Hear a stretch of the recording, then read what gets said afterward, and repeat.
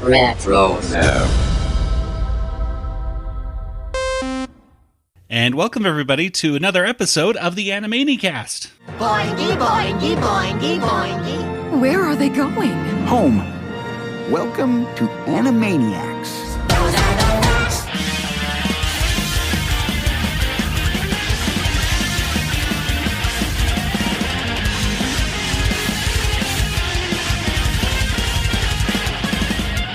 And welcome everybody once again to the Animanicast. This is the only podcast out there that's dedicated to the animated television series Animaniacs, as well as other shows in the Rugerverse, such as Freakazoid, Tiny Toon Adventures, and Pinky and the Brain.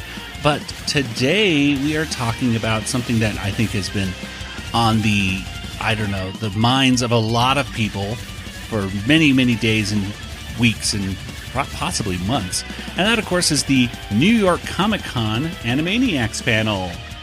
I am Joey, and joining me once again is my brother Nathan. To the max. And across the country in Georgia, it's Kelly. Spielbergian. We had a very Spielbergian clip today, that is for certain. Yes, we had a New York Comic-Con panel. This was all pre-recorded. Edited very tightly.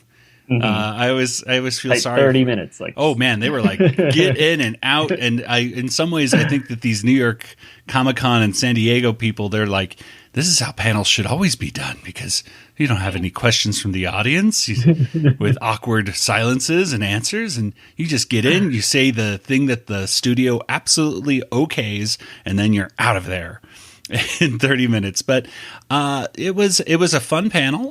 What were your general impressions of it? Kelly, let's start with you. Steven Spielberg. Steven Spielberg. That's I was hoping he would be in the panel, but he wasn't actually. Oh no, he's a little too busy for these little virtual panels. I think San Diego Comic-Con is like the only con that he's ever gone to. He's been there twice, I think. Yeah, and twice. Yeah, it's hard to get Mr. Spielberg on, but we got Maurice, LaMarche, Rob Paulsen, Tress, MacNeille, Jess Harnell, and great Gabe Swarr and Wellesley Wild. Wellesley, help me out with this. Wellesley. I mean, Wellesley is a cooler name. I think Wellesley sounds more like British or something. I don't know. Yeah. But Nathan, what was your impression of what you saw at the panel today? Well, when you say lots of people have been waiting months for this, are you just talking about us three or what? Probably. Like, we count as lots. I know right? lots and lots of people. I know like two. Three. Yeah. 2 or 3. There's many people on our Discord channel that were very anxious about it too. But waiting for months, I don't know about that. No, it was exciting to hear the same stuff over again and see some new footage. That's very true. There was a lot of the majority of the stuff was stuff that we had heard both from Dragon Con and gosh, what other just panels. The Ottawa Film Festival. Had a lot like. Ottawa Film Festival had a lot of really technical stuff. I think if you really want to get into the look and the feel of the Warners and everything, check out our last episode where you can really get into that. But today's episode was more like a happy feelings panel, if anything, I think, right? Yeah, I was just like, yay, we love the show. We love, Yeah, we're back again. Hooray. It was just stuff that we've heard, for many times. Anytime they can put the voice actors in front, they're going to say, things like that. So it was nice to hear those things, but we're going to talk about the stuff we heard. And of course, we're going to talk about what we saw as well, which of course is a really cool Spielbergian Jurassic Park parody, which apparently is, I guess, the cold opening of the first episode. So we got to see something. We didn't get to see a trailer. No, we didn't get the new theme song or. Yeah, that would be right after. This was probably Welcome to Animaniacs. Better though. Yeah. What was better about it? Because it was basically a beat by beat recreation of one of Spielberg's greatest scenes in one of Spielberg's greatest movies, and we got to see Spielberg. So it's like they looked into my soul and said, "What can we show that would make Ellie really want to watch this. And then that's what they came up with. We're going to start off with Spielberg right at the first few seconds. If they did a trailer, they might not have had Spielberg in it at all. Right, because when he said it was going to be very Spielbergian, I was like, what does that mean? Yeah, I was like, I'm sitting up in my chair. Yeah, I know. I was kind of like... I know. I was kind of like, kind of tuning out a little bit, like here and there. I'm like, okay, yeah, this is stuff we've heard. This is good stuff. Yeah, we've heard this stuff before. Good, he good, said Spielbergian, and I was like, I'm gonna put the phone down. I'm gonna sit up straight and listen. Exactly. Wait, what's happening? And then, of course, the moment I saw the vehicle, I was like, I know what they're gonna do here. Yeah.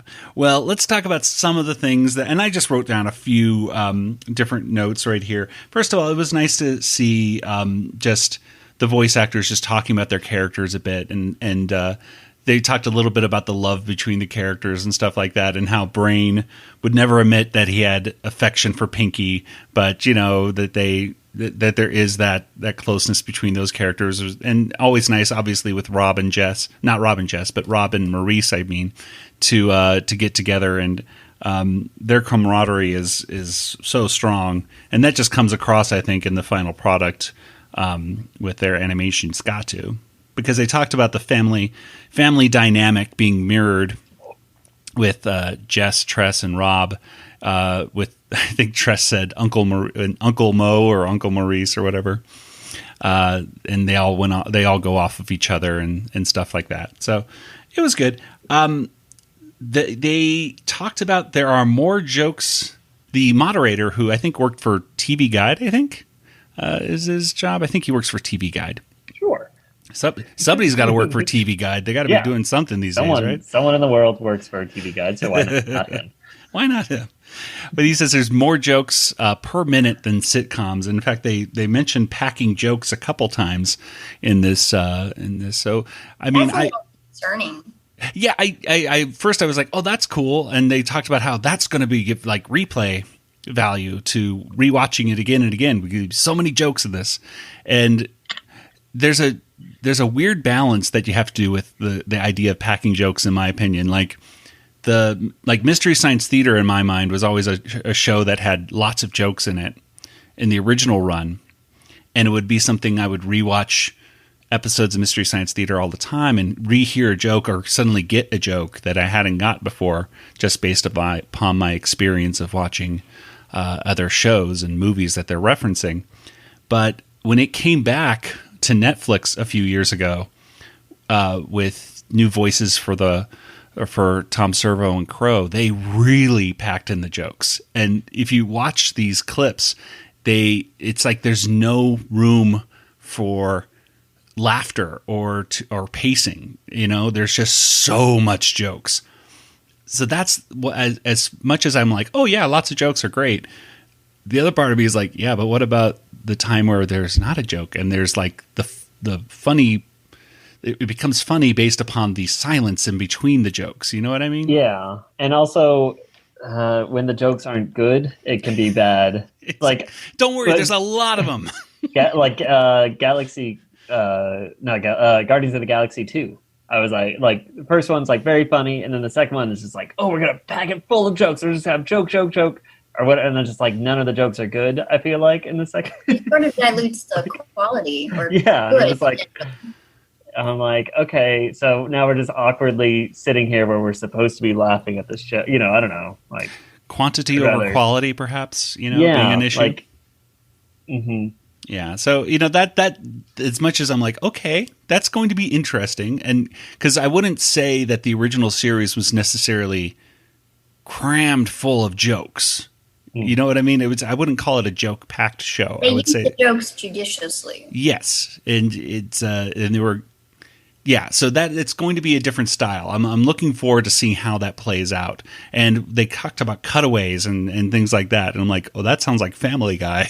Like cutaways, and I'm like, okay, so maybe this is where we're seeing this Wellesley Wild, Wesley's like influence coming in, which again, it's hard to judge. It could work totally. It just it may be awesome. Yeah, but it made me kind of like go, that's interesting. Okay, let's see. Good words about the show. They talk about nostalgia.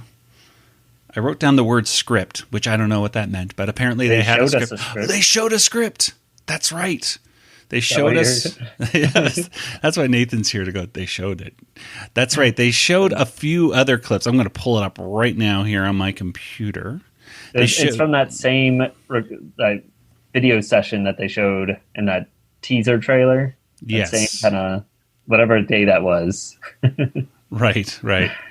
Let's see. I'm going to pull this up real quick here so Nathan and I can read off what they say. If I can find it. It's at 4 minutes and 2 seconds, and then they zoom in a little bit more at parts of it after that. But okay, hang on here. Going to get to the 4 minute and 2 second part. You don't have to watch all 4 minutes. You can just fast forward. I can do that? Oh, okay. Hang on. Oh, no, it's going to a commercial. Hang on. Skip ad. Okay, here's something. Stop. Okay. There we go. Okay. So this looks like from the same episode that we were talking about before. With the seagulls or something it ended with? The seagulls and the America's Most Tormented Animals. And we read that, or I guess we did it afterwards and I just did it by myself because we were done recording.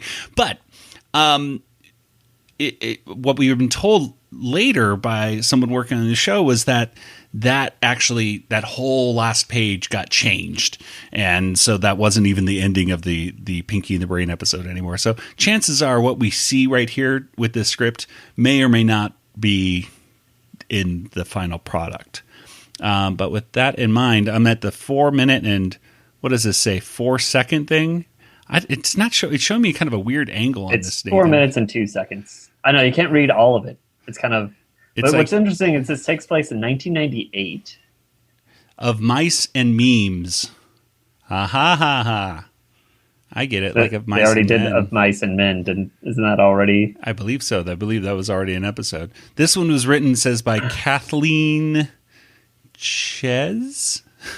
I can't really, or Chen. Kathleen Chen must be Kathleen Chen and Brian Volk or something. Yeah, Ruiz. I think it says Ruiz. It's blurry on half the page, and then yes, exactly. It'll be fun reading this. Okay, so Interior Acme Labs Night. Let's see here. It's something Acme Labs, 1998. Yeah. So I guess that makes sense if it's if they're making fun of America's Funniest Home Videos in this. Which again, but that is kind of a weird concept to go back in time for this.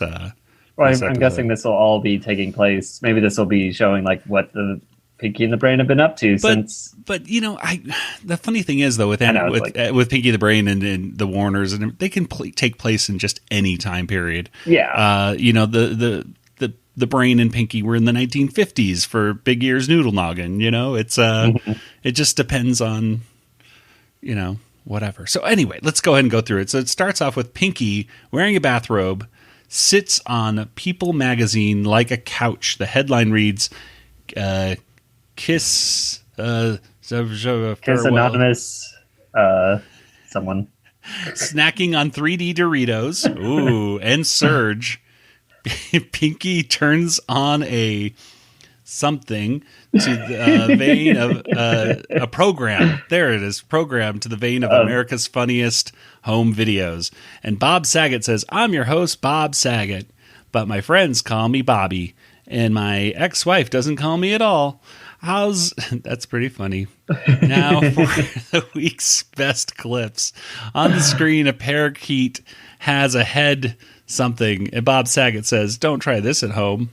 Some of this is blocked by Rob Paulsen's water bottle. Yeah, get your water bottle out of the shot, Rob. Jeez. Oh my gosh. Okay, well anyway. Interior Acme Labs. Pinky chuckles and shoves another I'm guessing Dorito 3D into his mouth. Nearby, Brain fiddles with something, and Brain says, Pinky, I'm worried this is turning your mind into can't whatever he says. And then Pinky says, oh, sorry. Narf. You're missing your line, Nathan. You're muted. Never going to get the job on the reboot of the reboot. I zoomed in closer so I can actually read these now. And Brain says, precisely. Turn that off. Oh, just one more minute, please. This is my favorite something. And then on screen, a Furby-like toy moves, and then a Furby-like voice, I watch you when you sleep. And then a dog starts barking at it, and that's the end of the page. Oh, there we go. So, there we go. That's a possible. So, making fun of America's Home Videos.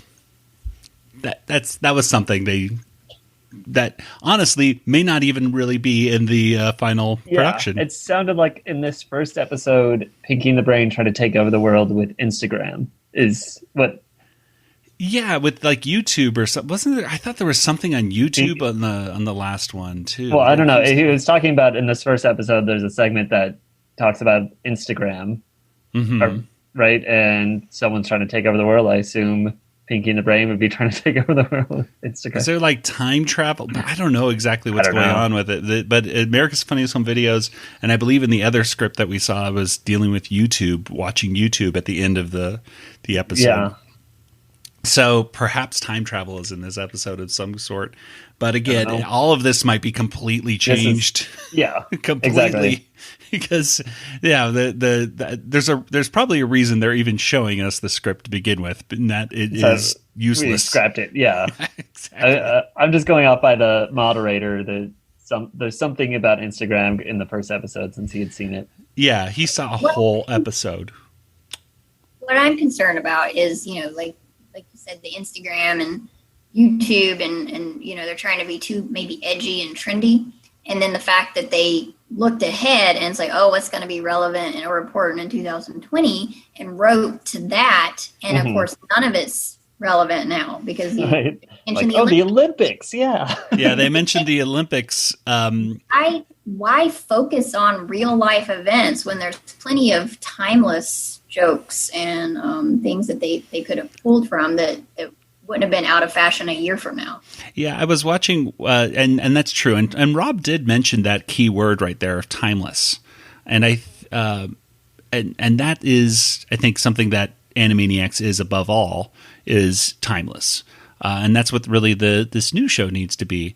And yes, as somebody pointed out in the chat, well, they mentioned Bill Clinton in the original series. It's like, yeah, but they don't really make fun of Bill Clinton. And who doesn't know who Bill Clinton is? Even if you don't know the whole reference to him playing the sax on Arsenio Hall, which was a very little, And they did ultimately take out that part of exactly, and then that eventually just went to income tax and laughter by the stacks or something like that. Because they recognized it wasn't nearly as timely anymore. Yeah, exactly. I don't know. It's they mentioned like Kardashians being canceled, and they mentioned obviously the Olympics, thinking that was coming out in 2020, and it's not, because you never know what the world's going to throw at you in a lot of ways. So, and also even with Donald Trump, I know a lot of people are looking forward to really them taking on Donald Trump, and I think that's going to happen. I think Jess Harnell has even alluded to that several times on interviews about the president being made fun of. But like we mentioned before, November. I mean, who knows what's going to happen on November 3rd? Yeah, but it's possible that we won't even have there might be 4 years of Donald Trump. I don't know. a few more steroid injections, and who knows what's going to happen to Donald Trump anymore. He may not even be around to be a lame duck. But it's just such a hard thing, I think, with writing for this show when you're 2 years apart from it actually premiering, and you want to talk about contemporary things. You kind of have to be a fortune teller in a lot of ways. Anyway. There's a few other things they talked about with the show. They talked about music being a very important part of the show. Obviously, once again, talked about Steve and Julie Bernstein doing the underscore, and Randy Rogel writing some of the songs. And how it's a variety show aspect. Once again, Gabe Swarr mentioned how he really liked working on the show because he wanted to do a kind of a variety show thing. Did y'all get the same thought as I did? Because he made it sound like from segment to segment, like even the animation would be different It sounded like the animation wouldn't even be consistent throughout the show. The animation would be consistent? Wouldn't. Would not be? I think I heard that too. But that's I think he's talking about, like, other than the Warner's cartoon, like, we're going to go into different kind of animation styles and we do these new characters and stuff like that. So, like... Okay, so you think they'll be consistent, but, like, the new characters... Yeah, that's what I took it at. Or something. And that's why he's going into the variety... Like, we can come up with new characters, right? With new visual styles. I did new hear visual that. styles on different, Okay. So like the Mindy's and Buttons. Concerning, because then, like, you don't want to mess with, play too hard and too fast with what we're seeing. I don't think. Yeah. Well, even the original show did do that a bit. I mean, you look at the Skullhead cartoons, and I always like the backgrounds on Good Idea, Bad Idea. Because they were all simplified and the colors. I'm not exactly sure what the template with that would be, but it seemed like they were doing a much more like 1950s kind of Looney Tunes look, where you would have like the outline of let's say like a tree, a pine tree, and then the color of it was slightly like off, so like overlaid a little bit differently. It's just a very specific kind of style I would see like in older cartoons, but they would only do it with Good Idea, Bad Ideas. Okay, I just wasn't exactly sure what he meant by that. So well, I think here's the thing. I think a lot of people are going to want, obviously, a lot of people in the chat and everything are going, "We're Slappy, we're Slappy." And it's always perhaps the biggest disappointment, I think, of all the characters not returning for fans, is saying that Slappy doesn't look like she's returning. I think the creators of the show, meaning not the creators of this reboot, Wellesley Wild and Gabe Swarr, are much more focused on their own new characters, that they really wanted to kind of promote their own. And I was disappointed that we did not get even a peek at those. I think they were focusing more on the nostalgia factor in this panel than the new stuff that we're going to be seeing. And they just wanted to leave you with, they didn't want to have any sort of controversy or anything like that. They played it very safe, and even what we saw, it was beat for beat recreation of Jurassic Park. So you can't even really tell much from the writing style, because they basically just redid Jurassic Park. I mean, they changed 6 words. And be like, let's go ahead and play the audio.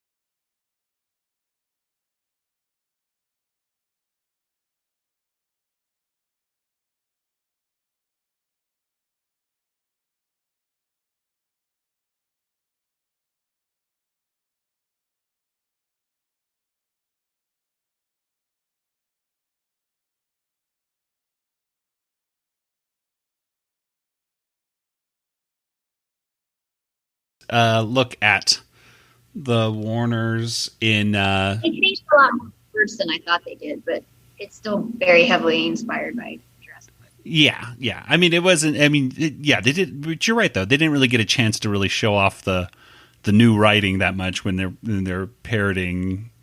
When 90% of it is dialogue from something we've already seen before, but it was cute. Who's voicing Spielberg? Because that was not Frank Welker. He sounds familiar. Yeah, I don't know. I don't think it was Rob Paulsen. Not that I hear it again. No, but it was not Frank Welker. It almost sounded like an accurate portrayal. It sounded like a pretty good accurate portrayal of what Spielberg sounds like. A little bit. I mean, Kelly's the expert on that one. Right? I don't know. I haven't heard him. He hasn't been on our show, so one of these days. Yeah, Kelly's head would literally explode. You just that episode, if that happened, you just hear and Kelly. It was her head exploding, just like the boys. Yeah, I was about to say the boys. Spoilers. Well, that's Kelly. But anyway, so what did you guys think of the? I mean, did you? I mean, Kelly, you said you laughed out loud for that. Yeah, but I did not like the animation style.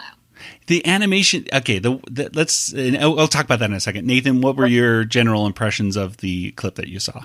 It made me laugh. It gave me feels. Just because, I mean, the underscore of Jurassic Park is just kind of like you can't help but feel a little emotional when you're like, oh my gosh, such a good movie. Yeah, but they can bring John Williams into it. I mean, I'm sure it's slightly different, but it's pretty close to the actual theme. Yeah. They try to disguise it too much.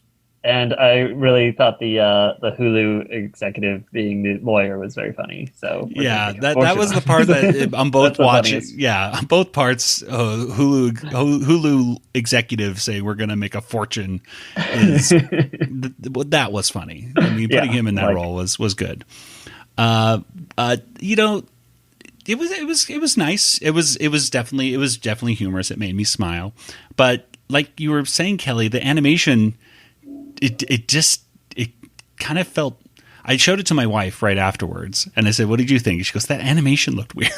And it was like, "Yeah, it does." And I was like, "I don't know how to describe it." And this was her words: "Was it looks herky jerky?" And it kind of does, like just the fluidity of certain parts, like it's other not parts. Beautiful to look at. It's the colors are very, very bright. Mm-hmm. Like incredibly bright and also very simplified. The look, you know, it's I don't know. It just didn't look like the original as much as I used to. We're not animation experts, but we just know that we're like, oh, that looked weird. It looked different. But yeah, there's certain parts where it looked kind of herky jerky, and then it would go to another like let's talk about Alan Grant for example. Like when he first pulls up, it looks like. Almost like they're missing a frame of animation, perhaps, in between the frames. I'm not exactly sure. But then when he stands up and takes off his glasses, that looked good. And then when the Warners are doing kind of a cartwheel down the hill, that looked really fluid. But then they were herky-jerky in other moments. So, I don't know. The style is definitely different. I'm not necessarily going to say it's worse or better or whatever. It'll take getting used to, I think. Definitely take time to get used to the different style.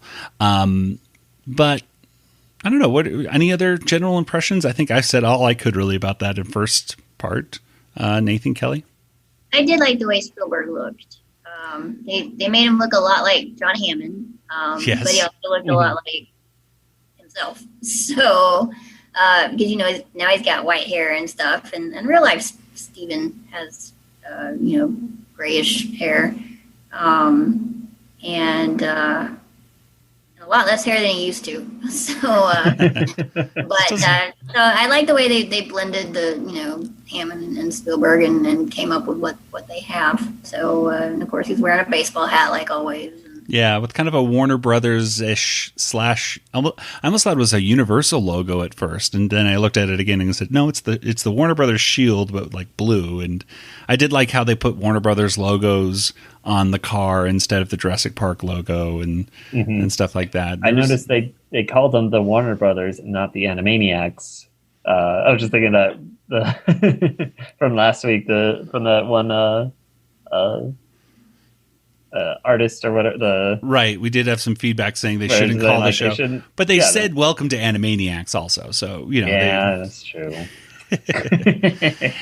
There is a part of me that says, yeah, maybe the show. I mean, they would never change the show title from Animaniacs to the Pinky, the Yakko Wacko and Dot show featuring Pinky and the Brain, especially because they're going to introduce all these new characters and just call them Animaniacs. But Yeah. Anyway. But it would be like doing Tiny Toons and just being like, yep, there's Buster and Babs. Buster and Babs and Plucky. Yep, there we go. That's Tiny Toon Adventures. Those are the Tiny Toons. Like, I mean, they were. There's also... There's a lot of other ones. Well, I think, there's not much to say other than obviously we still have a trailer coming out at some point, and we've been told that there's a couple different versions of it that are being worked on that look great.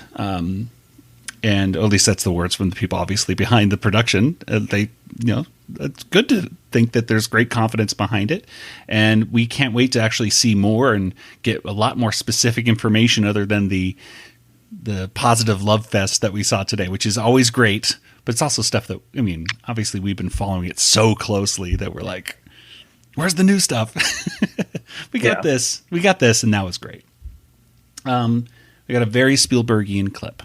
And I guess we can mention that the guy they're mentioning the Olympics, and we believe that the guy that's on that poster, there's a guy on the poster that's been sitting in the one that looks naked. Yeah, and he's I believe in that Olympics episode.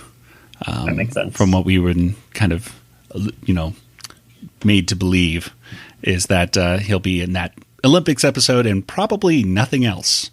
Just for the record. At any rate, let's go ahead and wrap things up, I suppose. Let's get to some contact information.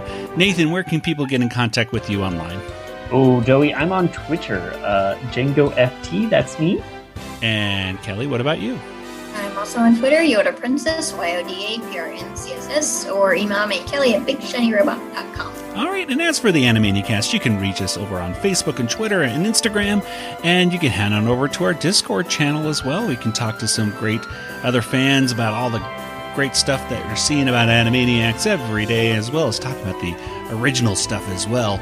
You can get a welcome link by going to discord.animanicast.com, and that'll take you right on over to the Discord group for RetroZap, where you can talk to us and other podcasters and writers from the RetroZap network, and we're a proud member of the RetroZap podcast network. You can actually subscribe to the RetroZap feed on your favorite podcast player, and that way you can get this podcast and every other RetroZap podcast delivered straight to your device for free. Well, that'll do it for today's episode. So, for Nathan and Kelly, this is Joey saying, good night, everybody! Good night, everybody. Good night, everybody.